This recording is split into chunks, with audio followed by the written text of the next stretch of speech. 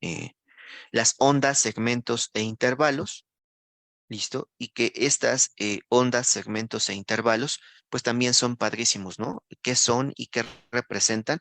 Es importante conocerlos. Vean en este esquemita que les puse aquí abajo, la onda P, ¿no? Luego tenemos al segmento PR, ¿listo? Que es la unión entre el final de la onda T y el inicio del QRS, pero además tenemos un intervalo PR, ¿bien? Es decir, son distintos, un segmento y un intervalo. Bien, tenemos en inglés, ustedes las bibliografías, sobre todo estadounidenses, van a poder encontrar que dice QRS interval, ¿no? Como en esta imagen, es un intervalo QRS. Sin embargo, por definición en español, un QRS no puede ser un intervalo, ¿no? Por eso le llamamos complejo, ¿vale?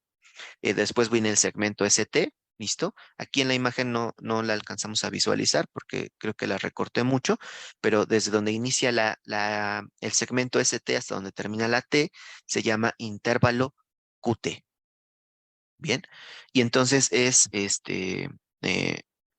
es importante, ¿no? Que los podamos identificar y que cada uno tiene una responsabilidad, digámoslo así, en el electrocardiograma. Bien, vamos a iniciar con la onda P. La onda P, pues como todo electrocardiograma normal, representa la despolarización de las aurículas. ¿Listo? De ambas aurículas. En estudios electrofisiológicos más complejos, tú puedes observar la onda P de la aurícula derecha y la onda P de la aurícula izquierda. Bien, pero en el electrocardiograma no. Es un poco complejo. ¿Listo? Y esta imagen me gustó mucho porque representa que la onda o la parte que se eleva, ¿no? Digamos de primera instancia, representa la contracción de la aurícula derecha. Y luego la parte que desciende representa la contracción de la aurícula izquierda. ¿Ok? Eso sí es, bueno, lo han comprobado. ¿Listo? Y entonces la onda P se divide en dos, ¿no? Justo a la mitad, la parte que tiene una elevación, es la aurícula derecha, y la parte que desciende es la aurícula izquierda. ¿Listo? Para que lo tengamos ahí en cuenta. Ahora, en el electrocardiograma, nosotros tenemos mediciones específicas. Y esta onda P, que representa la despolarización auricular o la sístole auricular, ¿bien? Tiene una duración de 80 hasta 120 milisegundos. ¿Listo? 80 a 120 milisegundos. Bibliografías pueden manejar en segundos, ¿listo? Entonces nada más vamos a modificar un punto decimal, es decir, punto 08, ¿no? En este caso, segundos a punto 12, ¿listo? Segundos. Y eso representa el término milisegundos. Bien, ustedes se acomodarán más. A la verdad es que a mí se me facilita un poco más sin los puntos decimales, porque como ven que luego hablo muy rápido, se me olvida luego decir el punto decimal y ando ahí cometiendo unos errores. Entonces, yo usualmente lo hago en milisegundos, ¿listo? Y el voltaje lo pueden encontrar también con puntos decimales, punto 1 a punto 2 milivolts. Bien, ahorita veremos cuánto mide cada cuadrito y demás en el electrocardiograma, ¿listo? Pero esto también lo pueden encontrar como 1 a 2 milímetros, ¿bien? Esto es una milímetros. Es decir, este sí lo podemos modificar de milivolts a milímetros, ¿bien? Y no hay ningún problema. ¿Listo? Entonces puedes manejarlo con punto decimal o puedes manejarlo sin punto decimal, nada más con los valores correctos, ¿no? Y correspondientes. Es importante de nueva cuenta que recordemos cuánto mide una onda P, tanto en tiempo, es decir, en el eje vertical como en el eje horizontal en voltaje, ¿listo? Porque eso nos va a dar apertura para que yo pueda identificar desde allí, ¿no? Una alteración posible que tenga mi paciente. Si está muy ancha la onda P o si está muy puntiaguda, muy alta, ¿no? También eso me habla de que hay alteraciones en el corazón, en el electrocardiograma. Entonces, es importante de nueva cuenta recordar los valores normales de medición de la onda P.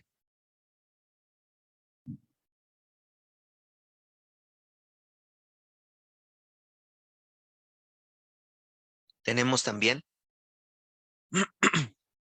tenemos también al complejo QRS, bien, y este complejo QRS pues va a representar la despolarización ventricular o también la contracción de los ventrículos, ¿verdad? En este caso, podemos tener múltiples formas de QRS. Vean, todos estos tipos de QRS y más pueden existir en un electrocardiograma. Bien, lo importante es que este esté presente, porque si este no está presente en un electrocardiograma, eso nos quiere decir que el paciente está pues muerto, ¿no? Básicamente. Entonces, bueno, es importante, ¿no? Que veamos este QRS, por ejemplo, y las denominaciones, ¿no? Una Q minúscula, una R mayúscula y una S minúscula. Esto se refiere, ¿verdad? O así es como lo debemos de denominar cuando la Q es pequeña y la R es muy pronunciada, entonces la Q va en minúscula y la R va en mayúscula. Lo mismo con la S. Bien, pero si fuera este otro ejemplo, que vean, tiene una R pequeña y tiene una S profunda, entonces vean, es al revés, R minúscula, S mayúscula. ¿Listo? Bueno, en términos generales, puede tener todas estas formas, no todas son normales, ¿no? En realidad lo normal, entre comillas, pues pudiera ser este QRS, ¿bien? Este RS, ¿bien? Y este QR, ¿no? Pudiera ser normal, ¿listo? RS, este chiquitín, también pudiera ser normal, ¿vale? Los demás pueden ser por alguna alteración ya anatómica, ¿no? Estructural del corazón. Y por eso es que se modifican estos QRS, ¿vale? Pero en realidad todos los QRS deberían de medir, ¿verdad? En cuanto a tiempo, de 80 a 110 milisegundos o de 0.8 a 0.11 segundos, ¿vale? Es decir, los cuadritos específicos, ¿verdad? Que mide en cuanto al tiempo, debería de ser este el valor. ¿Listo? El voltaje de la onda R es el que más nos va a interesar cuando esta esté presente, claro está, ¿verdad? Entonces, el voltaje de la onda R depende de las derivaciones que nosotros vamos a estar valorando. Eso también es importante. ¿Listo? No en todas va a medir lo mismo o no debería de medir lo mismo. Bien. Entonces, en las unipolares, que les recuerdo rápido, son D1, D2 y D3. No es cierto, perdón. Es ABR, ABF y ABL. Bien, unipolares. ABF, ABR y ABL. ¿Listo? Debe de medir menos de 15 milímetros, ¿no? Menos de 15 cuadritos o 1.5 milivolts, que es básicamente lo mismo, ¿no? Bipolares, ahora sí de uno, de 2 y de 3, ¿listo? Debe medir más de 5 milímetros o 0.5 milivolts, es decir, más de 5 cuadritos de altura en estas derivaciones bipolares de uno, de 2 y de 3. ¿Listo? Y en las precordiales en realidad es donde debería estar más grande, ¿no? Pero debe de medir menos de 25 milímetros o 2.5 milivolts. Es decir, menos de, este, pues básicamente 25 cuadros pequeños, ¿no? Eh, a partir de ahí, entonces, pues bueno, nosotros podemos sospechar de algún padecimiento del paciente, probablemente una hipertrofia ventricular, ya sea derecha o sea izquierda. Hay criterios para poder identificar, ¿vale? Pero es importante que conozcas la medición del QRS y entonces digas, ah, este QRS está más alto de lo normal. Entonces, si tenemos, por ejemplo, un QRS de más de 15 milímetros en unipolares y tenemos en las precordiales de más de 25 milímetros, probablemente estamos ante un crecimiento de cavidades ventriculares, ¿no? Porque el QRS nos habla de crecimientos ventriculares. Ya después tendremos que corroborar en qué derivaciones, ¿no? Tanto unipolares como precordiales está la elevación, ¿no? De este QRS para determinar si es derecho o si es izquierdo el crecimiento de las cavidades. ¿Listo? Entonces, eso es importante, por eso necesitamos conocer los valores normales, ¿vale? Y lo otro más importante, pues es esto, ¿no? Por eso los puse aquí arriba con un color distinto, de 80 a 110 milisegundos, porque un QRS aberrado, es decir, ancho, bien, por ejemplo, como este, nos habla de que algo no está bien. ¿Listo? Entonces, este debe de medir de 2 hasta menos de 3 cuadritos, ¿no? Porque 3 cuadritos serían 120 milisegundos. ¿Listo? Entonces debe de medir de 2 a 2, 2 y 3 cuartas partes, ¿no? Básicamente, de el siguiente cuadrito, ¿no? Si ya tiene más de 3 cuadritos, como este, por ejemplo, que aquí está la mitad y aquí está la mitad, son 3 cuadritos, y eso ya nos habla de que es un QRS aberrado, ¿no? De nueva cuenta, eso puede ser porque el origen del impulso no es el correcto, ¿no? Es decir, no está siendo en un lugar correcto, o hay una patología que puede ser estructural o anatómica. Bien, eso es importante.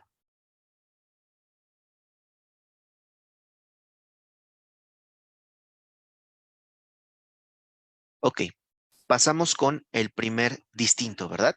Que es el segmento PR. Ok, me regreso un poco porque no les expliqué por qué complejo, ¿verdad? En realidad, eh, los libros de cardiología no las refieren como ondas, sino como deflexiones.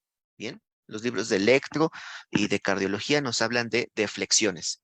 ¿Listo? Entonces, el QRS debe tener una primera deflexión negativa que se llama Q, ¿verdad? Después, la primera deflexión positiva se llama R y la segunda deflexión negativa se llama S. ¿Listo?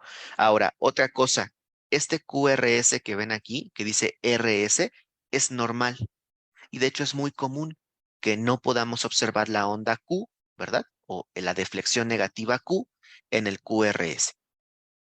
Bien, entonces aún así se sigue llamando complejo QRS. ¿Listo? Entonces es importante de nueva cuenta que lo tengamos presente. Este puede ser em, pues totalmente normal, ¿no? O puede ser que no esté la Q, o puede ser incluso que no esté la S, ¿no? Como en este caso. Aún así sigue siendo un complejo QRS y son deflexiones negativas y positivas, ¿listo? Que indican el inicio de la contracción ventricular derecha y la contracción ventricular izquierda. Bien, entonces esto es importantísimo. Por eso se llama complejo, no se llama intervalo. Ahorita les voy a dar las características de un intervalo. Bien, ahora vamos a pasar con un segmento, porque el segmento también es distinto, ¿no? Y un segmento representa la pausa que existe entre una onda y un complejo. Bien, en este caso específico es el segmento PR. Entonces el segmento PR es cuando termina la onda P y a donde va a iniciar el QRS. Bien, de nueva cuenta puede haber Q, no puede haber Q, no importa. Por eso se llama segmento PR, porque es más común que no haya Q a que sí esté presente. ¿Listo? Por eso le pusieron la R en específico y no la Q, ¿no? Pues si no diría segmento PQ. ¿Están de acuerdo? Bien, de nueva cuenta, representa esta pausa que hay, ¿no? Donde prácticamente termina la contracción auricular, ¿sí? En ese tiempo, ¿no? Mecánicamente hablando, pues las aurículas terminan de llenar a los ventrículos para que estos vayan a generar su sístole, ¿listo? Y por eso es que no hay un cambio específico. Cuando la aurícula se va a relajar, la onda que pudiera llegar a aparecer, pues la opaca, ¿verdad? El QRS porque tiene mayor presión. Y entonces la onda de relajación de la aurícula no la podemos observar. ¿Listo? En estudios electrofisiológicos tal vez muy, muy especiales se pudiera observar. Bien, pero en condiciones de un electrocardiograma, pues nunca la vamos a poder observar. ¿Listo? Entonces, esta onda P, ¿no? Eh, tiene un espacio para que pueda mandar y terminar de llenar a los ventrículos y además, ¿verdad? Representa un tiempo específico, ¿no? Que hace una pausa el nodo aurículo-ventricular. ¿Listo? El impulso eléctrico viene del nodo sinusal, ¿se acuerdan? Pasa por los 3 haces internodales, ¿bien? Y llegan al nodo AB. Pero yo quiero que se lo imaginen de esta manera. El, el nodo AB lo que va a realizar específicamente es como si ustedes fueran en una autopista, ¿no? De estas autopistas federales que tenemos en el país y que tienen una caseta, ¿bien? Entonces, tú vas en el auto, ¿no? Y vas a 120 kilómetros por hora. Ejemplo, ¿vale? Entonces vas a 120 kilómetros por hora y de repente te tienes que frenar, ¿no? Supongamos que eres tú el único que va a estar en la caseta, ¿no? Entonces llegas, te frenas en la caseta y te esperas, ¿cuánto les gusta? 15 segundos, 30 segundos, entre comillas, ¿no? En lo que te dan tu cambio y demás de la caseta o en lo que se lee tu tag, ¿no? Y pasas otra vez el impulso. Entonces, eso mismo hace el nodo AB, ¿no? El impulso llega a una velocidad específica y el nodo AB retrasa la velocidad a la cual se está conduciendo el primer estímulo. Lo retrasa para que mecánicamente, ¿no? La aurícula termine de vaciarse en contracción, en sístole, ¿no? Termine de vaciar la sangre hacia el ventrículo y el ventrículo termine de hacer su diástole correspondiente, es decir, que se llene para que ahora comience a generar su propia fuerza y se pueda contraer. ¿Listo? Eso es lo que representa en el electrocardiograma el segmento PR. Bien, es esa pausa entre el nodo sinusal y el nodo auriculoventricular. Bien, no representa otra cosa, solamente eso. Bien, ahora, lo importante para poder determinar un bloqueo auriculoventricular no es el segmento PR, ¿listo? Es el intervalo PR, que en este caso es como en la imagen que tienen a un lado del electrocardiograma. Bien, desde este cuadrito azul que marca el inicio de la onda P hasta el inicio del QRS, ese sí es el intervalo PR. Bien, y ese es el que sí nos marca o nos denota si el paciente pudiera tener un bloqueo auriculoventricular. ¿Listo? Bien. Hay otro segmento en el electrocardiograma. En este caso es el segmento ST. Bien. De nuevo, representa el final de la despolarización de los ventrículos y el inicio de la repolarización de los mismos. Este segmento ST como tal no lo medimos en tiempo, ¿no? Porque de nueva cuenta es un espacio que conecta, ¿no? Un complejo con la siguiente onda, pero tiene un punto muy importante que es el famoso punto J. Y el punto J es la unión, ¿verdad? Del segmento ST propiamente con la deflexión S, ¿verdad? Del QRS. Este punto J en específico, cuando un paciente tiene un infarto de miocardio con elevación o infradesnivel del segmento ST, es el punto que se ve dañado. ¿Listo? Entonces, por eso es que se eleva súbitamente o se mantiene por debajo de la línea isoeléctrica previa, que es el segmento PR. Bien, y veamos estas imágenes. ¿Listo? Aquí tenemos donde dice 1, ¿no? Tenemos un infradesnivel del segmento ST. ¿Listo? Este es nuestro PR, esta es la línea isoeléctrica previa. ¿Listo? Y a ese mismo nivel debería de estar normalmente el segmento ST. Pero este paciente tiene un infarto de miocardio con infradesnivel del segmento ST, ¿no? Al menos en esta derivación. Y vean, ¿no? La S se vuelve profunda y el punto J está hasta acá abajo, ¿no? El segmento ST representaría esta parte y esto es la onda T, ¿no? Y después regresa otra vez a su normalidad para que comience la onda P y vuelve a repetirse y a repetirse, ¿vale? Esto es un infradesnivel del segmento ST. Por el contrario, y esto que es el segundo ejemplo, que es una emergencia, ¿no? De una vez lo menciono, es una emergencia si tú ves un electrocardiograma parecido a este, no es que sea igualito, ¿listo? Pero si hay una elevación del segmento ST de más de 2 milivolts, de 0,2 milivolts, perdón, o 2 milímetros, ¿no? Es decir, dos cuadritos hacia arriba.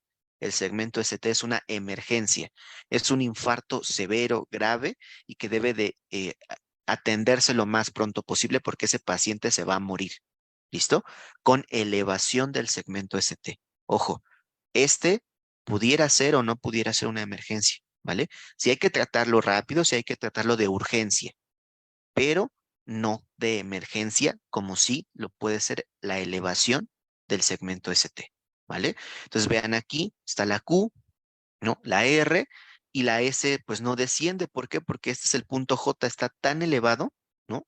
Y vean qué es lo que pasa con la onda T, se vuelve hasta acá arriba, ¿listo?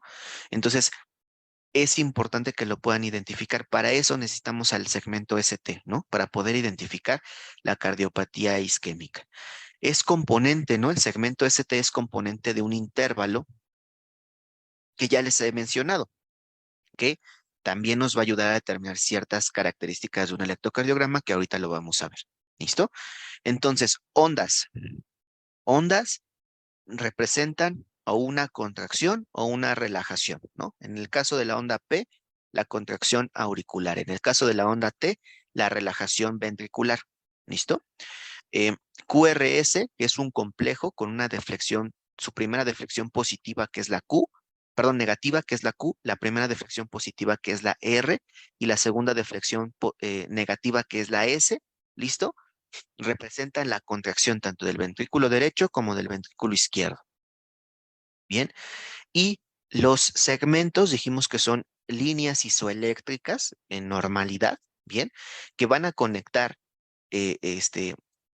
un proceso del otro, ¿no? Es decir, una sístole de una diástole, básicamente. Bien, y entonces nos van a poder ayudar a representar muchas cosas, como en el infarto, ¿no? Es a nivel ventricular usualmente, entonces el inicio de la repolarización de los ventrículos se va a ver afectado. Por eso es que se eleva, ¿verdad?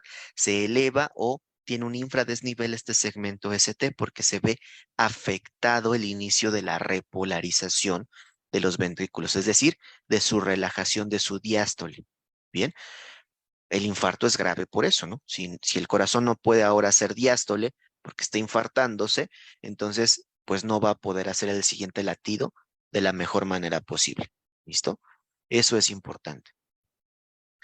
Tenemos el intervalo, ahora sí, PR. ¿Listo? Y esto quiero que ustedes lo analicen muy bien, porque un segmento dijimos que era la línea isoeléctrica que conectaba un complejo con una onda, ¿cierto? Ya sea de la P al QRS o del QRS a la onda T, ¿no? Bueno, ahora un intervalo incluye una onda, un segmento y un complejo. Bien, el intervalo incluye estos tres. ¿Listo? Por eso es distinto a un segmento. ¿Vale? Entonces, el intervalo, vamos a medir, por ejemplo, en este caso, que es el PR, desde el inicio de la onda P hasta el inicio del QRS. Y aquí tenemos onda P, segmento PR y QRS. Bien, este debe de medir de 120 a 200 milisegundos o de punto 12 a punto 20 segundos. Este sí es el que utilizamos para medir cuando tenemos sospecha, ¿verdad?, de un bloqueo auriculoventricular. Porque si está mayor a 200 milisegundos, ya con eso aseguramos de que es un bloqueo AB de primer grado. Bien, entonces esto sí es importante.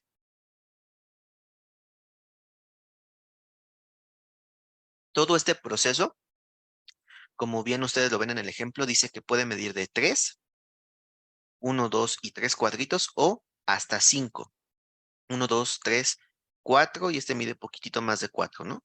Pero en realidad puede medir hasta 5 cuadritos pequeños en tiempo y eso representan 200 milisegundos o punto 20 segundos.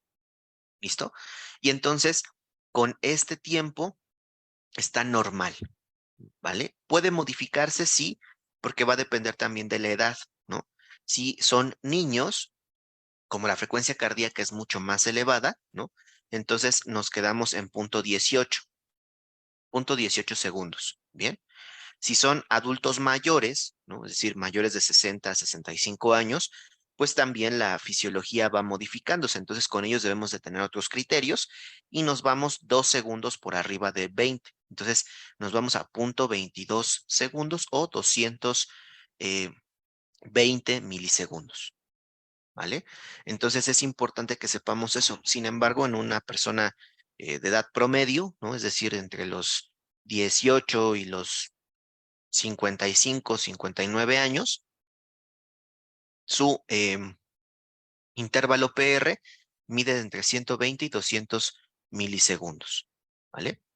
Y pues como les dije, es el tiempo o medimos el tiempo en el que tarda en llegar el impulso del nodo sinusal hasta los ventrículos, es decir, 200 milisegundos, ¿no? Como máximo, como mínimo 120 milisegundos. Como les dije, pues va rapidísimo, es decir, a simple vista no lo pudiéramos observar, ¿no? Tendríamos que ponerlo en cámara lenta para ver cómo ocurre, ¿no? Porque de nueva cuenta estamos hablando de milisegundos. En segundos incluso utilizamos puntos decimales. Bien. Tenemos el siguiente que es el intervalo RR. Y este intervalo RR pues nos ayuda a poder identificar, ¿verdad? El tiempo en el que ocurre un latido y el siguiente. ¿no? Es decir, es una distancia específica. Aquí está una R, ¿no? Que es un latido ventricular, y acá está la otra R, que es el siguiente latido ventricular.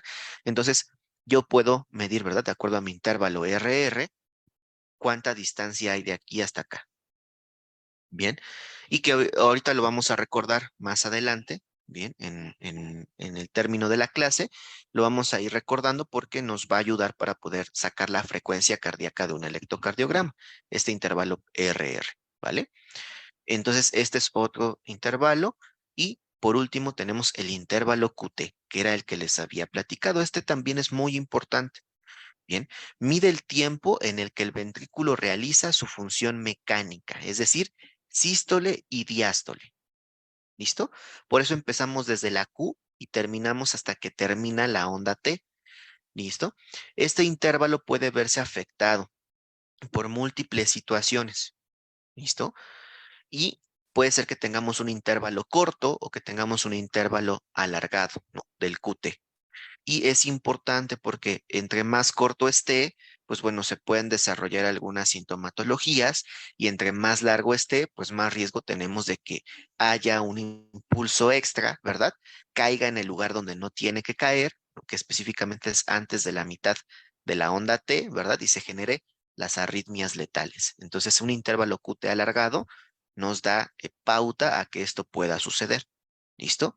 Eso es muy importante. Ahora, ¿cuál es el valor en mujeres? Pues debe de ser menor a 470 milisegundos, ¿no? Y en hombres debe ser menos de 450 milisegundos. Eso es un intervalo QT normal, ¿no? El valor ideal que debería tener este QT en los adultos, ¿listo? Obviamente menor a esto, pero sí debe de ser, por ejemplo, mayor a 340 milisegundos. Nos pudiéramos hablar que va de 350 hasta 470 milisegundos en las mujeres, y de 350 hasta 450 milisegundos en los hombres. Bien, eh, de nuevo es importante conocer, ¿no? Especificaciones, por ejemplo, en niños, si el QT mide más de 460 milisegundos, es un QT alargado. ¿Por qué? Porque el niño usualmente es de frecuencia cardíaca rápida. Eso condiciona que las mediciones de los intervalos sean más cortas, entre comillas, ¿no? Porque van más rápido. Entonces, si de repente tenemos un intervalo muy largo, ¿no? Eso nos condiciona también alguna patología. Bien, dijimos en los hombres 450 milisegundos o más, y en las mujeres 470 milisegundos o más, ¿no? De intervalo QT alargado. Hay esta fórmula que se llama fórmula de Bassett, que es para poder obtener el QT corregido. Es decir, cómo debería de ser el QT de este paciente idealmente, ¿no?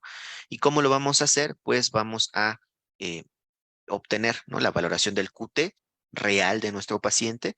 Y por ejemplo, si es una mujer, ¿no? Supongamos, tengamos un ejemplo de una mujer que tiene un QT,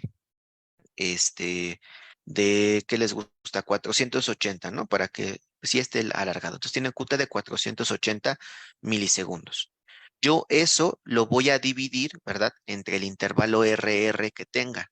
Entonces, me sirve también este, ¿están de acuerdo? Y supongamos que el intervalo RR sea de,